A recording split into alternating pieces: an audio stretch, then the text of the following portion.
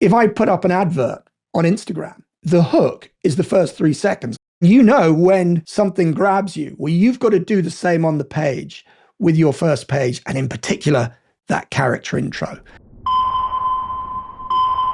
Welcome to the Scriptfella replay.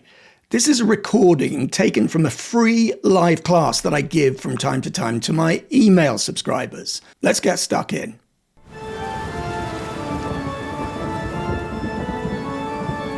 Amber. Is Amber in the room? Yep, right here. Hello, Amber. Wonderful to meet you. Thank you for sending me 44. Let's have a look. This is a suspense thriller series. So, journalist Jo Coulter discovers a shadowy society of elite internal terrorists.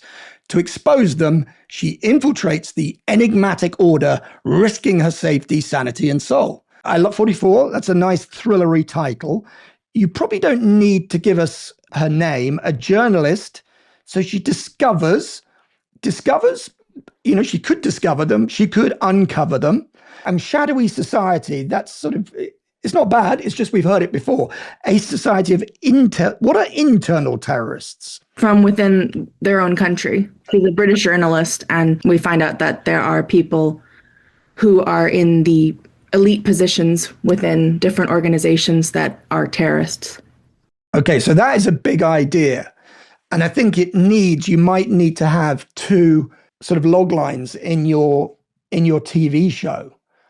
So this is about a journalist who uncovers a society of terrorists. And I don't know what the line is, but it's operating within Britain's elite institutions, intelligence services, and government. I don't know where do they operate? It was different things. It was the clergy, the Met, MI5, within the aristocracy, educational systems. Okay, so that is awesome. So specificity here, I think, Amber, is a good. There are terrorists inside the clergy. Oh my goodness, that's a big idea. Let's get it on the page. Let's have a look at the opening. So this is our pilot. In a dim room, Alan Carlyle in shadow hovers over an elaborately carved desk. An embossed green-edge funeral card lies on the desk in front of him. Alan wears black gloves, writing unseen on the card, pushes it into an envelope and seals it with green wax. NB, we never see Alan's face. Dissolve to. POV of Alan as he strides the letter to a postbox. NB, we never see Alan's face. Dissolve to. Postbox, postal van, sorting office, continuous. From within the postbox, the letter slips through the slot and tumbles onto the stack. A moment passes before the box opens and the basket is removed by a postman. We follow the letter as it slid into the postal van. The door closes, the van starts, and the letters jostle. A few moments later, the van stops, the door opens, and the basket moves into the sorting office. The letter is dumped onto a counter. A postal worker's hand picks up the letter and places it into another basket. Dissolve to. A postal worker strolls towards the shard. The lift doors slide open and the postal worker saunters down the hall to the Bridge news office. They hand over a stack of letters from their postal bag, including the one with a green seal. POV of the letter as the feminine hand of the receptionist places it into a letter tray on a desk. Jo Coulter, this is our character intro, bored, studies it for a moment, then warily glances back at Michael Clifton, 38. It'll probably make my career. Nancy Pacer smirks, rolling her eyes. Head teacher in some junior college bonked a parent, not just any parent, an MP. Backbencher. Nancy sniggers. Michael stands and puts on his coat. You're jealous, right? But don't worry, I'll remember you when I'm on air this afternoon. Thank you from the bottom of my shriveled little heart, Michael. Nancy stifles a chuckle. Michael, annoyed, huffs out. Why does he try so hard? Fame, I guess. No, I mean, why does he try so hard to be an annoying git? Jo laughs and shrugs. She eyes the letter again while taking a sip of coffee. It's addressed to the editor. Wanker. Taking up the letter, Jo taps on the door that reads Marcus Bridgeley, and then we meet Marcus Mac Bridgeley fervently types to finish the notes next to him. So what I like about this is that Amber is thinking cinematically. This is very visual. And I can see an enormous amount of time has gone in and effort to creating the visuals on the page. And I think that this would probably work in the TV show. So if this is a production script, okay, so what happens on page one? It's the title sequences, right? Nobody's going to turn off in the first minute. But I don't think it's optimized for the person who you need to influence to get your career up and going, Amber. And the reason is, if I was to write, and this is always worth doing, write a log line for your first scene and then look at it and see, is there any conflict in it? Is there a sugar cube in it? What does the character want? What's preventing them? And this feels very kind of title sequency. I don't think it's worth expending a page when basically if we were going to create a log line for this sequence, it would be a guy signs a letter, it gets delivered to a newspaper. That's a 60-minute pilot. That's 1/60th of your ammunition. This is a very big part of the Scriptfella program, how to write visually, but in a way that doesn't step on the toes of the people who are making the films. And I think that a lot of this reads like a production script where you're giving us instructions on what you want in the final on the day. But I would argue that perhaps there's too much there. So let's just look at in a dim room. I don't know I'm in a library, by the way. I can't see a library from Carlisle House Library. If we're in a library, you probably need to hit that location in the description. In a dim library, Alan Carlisle in shadow. So already we've got some friction here because the noun, Alan Carlisle, is separated from the verb. And I know you're thinking cinematically, I want to have a shadow of a guy, but Alan Carlisle, noun, hovers, verb, over an elaborately carved desk. An embossed green edge funeral card. So it's embossed, it's green edge. Do we need to know it's green edge? Now, it may be very important for your TV show that these are important things. But at the moment, the fact that it's embossed and green edge, an embossed funeral card lies on the desk.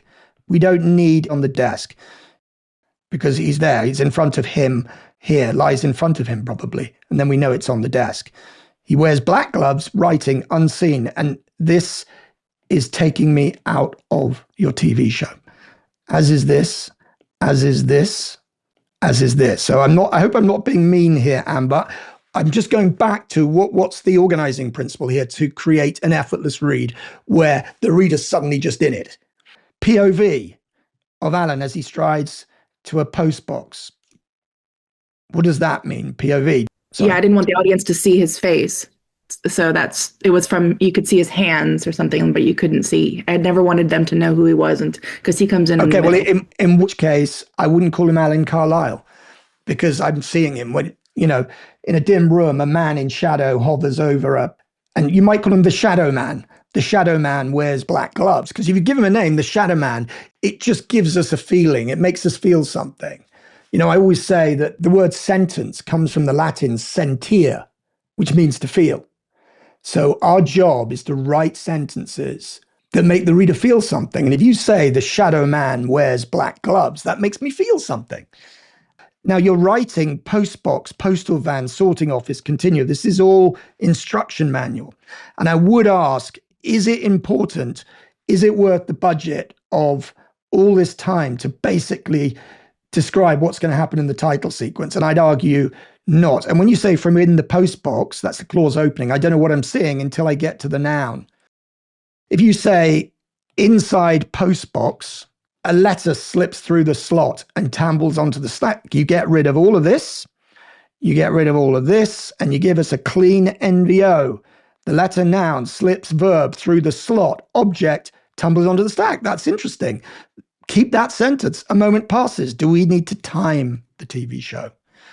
And I talked about the as disease and the until disease, and the other one is the before disease. We're timing this happens before this happens. So I just don't think the fact that the van starts and the letters jostle and a few moments later, that's a clean image. Postal worker strolls towards the shard, the lift doors open. Do we need to know this? This postal worker is not our main character and has more to do than our main character. And I'm going to come on to the intro at the moment. they hand over the stack of letters. Just, do we need all of this? Including the fact there's a stack and there's a postal bag. It's just POV of the letter. Don't need this. You'd probably need shadow guy writes this letter, and then I'd focus on this stamp embossed. And if it's a super kind of cabal-like secret society thing, awesome. And then just shadow man posts the letter, postman rips it out, and then we realize we're in the city. So what we've done is we've created a story by cutting out anything, that's not particularly interesting. So I think it was Eisenstein and all those kind of guys in the 1920s in Russia. It's called the Kuleshov effect. And that's where if you create a series of images and put them together in a certain order, the reader will see something. So if you say, Shadow Man posts the letter, and then the next shot, suddenly we're in the city, we'll understand that all the bits in between, we know what's happened to the letter, is what I'm saying. The most important bit is here. This is our television star. And she doesn't have a description. She's not introduced at her most characterful. And in fact, and I do see this a lot, so I see a pattern here. A lot of people do it, Amber, where you introduce the main character in the same sentence you introduce another one. So she looks at another character. But that means we've split focus. And actually, she's bored, studies it for a moment. You want to imagine that the actress gets to your script and says, right, this is me. What do I do? What's my opening introduction? I'm bored and I study it. Then I give it to Michael Clifton.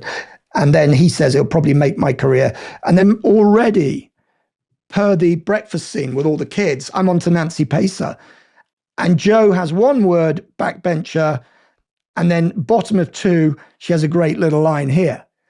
So I would reconfigure the whole of this introduction that I think you've started because we want to see this letter arriving at the Bridge News office. But try and create a stunning character intro for a movie star or an actress, a TV actress who wants to be this character. So it's a question of what is the purpose of page one? Because as writers, we're thinking, right, what do I need to set up? Okay, how do we need to get the plot going? As opposed to just suddenly take a step back and think, what would be an awesome way to open a Netflix TV show about this cabal? And what would be an awesome description of this journalist? We've seen a lot of journalists. They're everywhere. There was one recently, and it's not a very good character introduction, to be honest. They're just sitting having an editorial. So it's a high bar. You've got to come up with something that's going to pattern disrupt the reader's day. They're sitting there and just try and get into their head. This is reader psychology. They've got your script because they like the log line and they think, well, I'll just open the first page and just make sure it's not something I should be across. So you've got to pattern disrupt. It's like scroll stopping. If I put up an advert on Instagram, the hook is the first 3 seconds. When something grabs you, well, you've got to do the same on the page with your first page, and in particular, that character intro. But I love the idea of terrorists inside the clergy and the government. I think that's awesome, Amber. So you're on track there, but have a think about the way you're using language and don't let go of your visual sense, the way that you're writing. But do check out, I would suggest, if you haven't watched my free masterclass, somebody who has not come into my program sent me a message and he said, I've been able to apply so many of the techniques in your free class to my scripts. The results speak for themselves, from attaching major talent to optioning a script to one of Hollywood's top 10 highest grossing producers. The lessons you share have proven completely invaluable to my work. But if you haven't seen the masterclass, I think of everybody, all of you have probably signed up to it, but many of you will not have watched it because if you're like me, you say, right, I'll watch that later. And then you go back to writing. So I'm going to exhort you to do something that's not going to cost you a penny, which is click on that link and rewatch the masterclass and then go and write and then see if you can use some of the techniques from this class and that class to write to a higher level like that guy did. I can't believe he got a movie star attached. Anyway, thank you very much, Amber. Great work. Cheers.